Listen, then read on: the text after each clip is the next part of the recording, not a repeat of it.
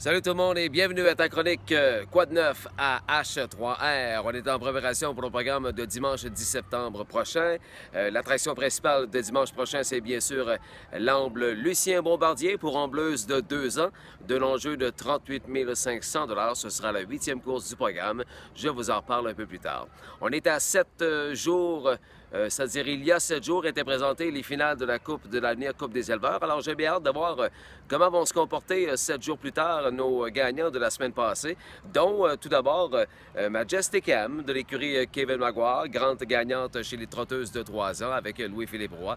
Fera face à des chevaux plus âgés, évidemment, dont un nouveau venu, un nouvel Ontarien du nom de Stonebridge Alert que nous amène Chantal Mitchell. Alors, avec la pole, Majestic M ce dimanche, dans la 2e. Dans la 3e, Rainbow Palace, l'excellente jument des frères Picard, Dominique et Francis. Rien de moins qu'une grande gagnante de l'invitation or la dernière fois. Nouvelle marque à vie, 1,54 et 3. Tout un effort pour la fille de Royal Majesty des frères Picard de Warwick. Comme principal adversaire, Calgary Sealster de Carole Boyer, qui a bien fait dernièrement à Rideau Carlton, qui nous revient avec une bonne forme donc de Rideau. Et ont bien fait également dernièrement Hard Rock et Panthéon Sealster. Mais définitivement qu'il faudra battre la jument de Francis Picard, Rainbow Palace, dans la 3e. Un peu plus tard, dans la 6e course, une invitation argent au trot. Toute une bataille, tout un combat à prévoir entre de bons trotteurs, Toscan's Memory, Artemis Duhara, Raymond Gingras, qui connaît vraiment une belle séquence. Powerful Glare, Richard Veilleux, Arcadabra, le trotteur de Marc Lomé, qui baisse de classe. Bonne fête, Marc, qui a célébré son anniversaire cette semaine. Et Wings of Barley Kill, malheureusement à la 8e position de départ, mais il n'en demeure pas moins que c'est un trotteur fiable qui nous arrive d'une belle victoire à Rideau Carlton. Alors, beau combat à prévoir à la 6e. 20 minutes plus tard, le cheval des frères Gaudreau, Chaloradé, affronte une opposition qu'il pourrait facilement vaincre, à mon avis. Alors, aucun doute qu'il sera grand favori pour retrouver le chemin de la victoire. Chaloradé avec Maxime dans la 7e. À la 8e, c'est là, l'amble Lucien Bombardier pour ambleuse de 2 ans. La Shadowplay de Jacques Dupont, Hazer Sealster avec Louis-Philippe Roy. 3 victoires en 6 départs déjà. Et à Georgian, à Mohawk et à Grand River, une piste d'un demi-mille en 1,54 et 1. Alors, c'est la raison pour laquelle il faut absolument considérer Hazel Sealster comme étant la pouliche à battre.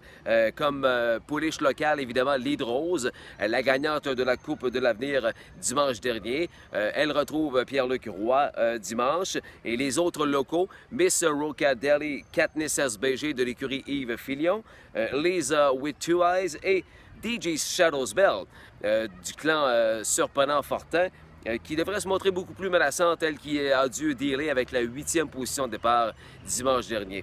Alors, dans la 9e, toute une course également, la 9e et avant-dernière course du programme, l'invitation or au trot.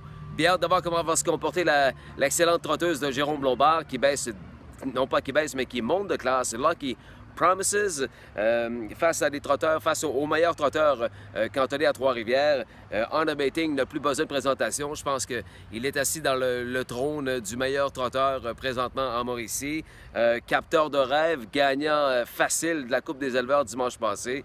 8e position de départ pour le capteur de rêve de l'écurie Valaille-Corbeil. Ça s'annonce un petit peu plus difficile pour lui. Kinder Dangerous n'a aucun complexe à avoir face à ces trotteurs-là. Cavaluzzo, Torches Angel, dit l'horloge de l'équipe Morin, et évidemment 4-Star Speed, qui a toujours son mot à dire comme étant l'un des meilleurs trotteurs de cette grosse classe de trotteurs à Trois-Rivières.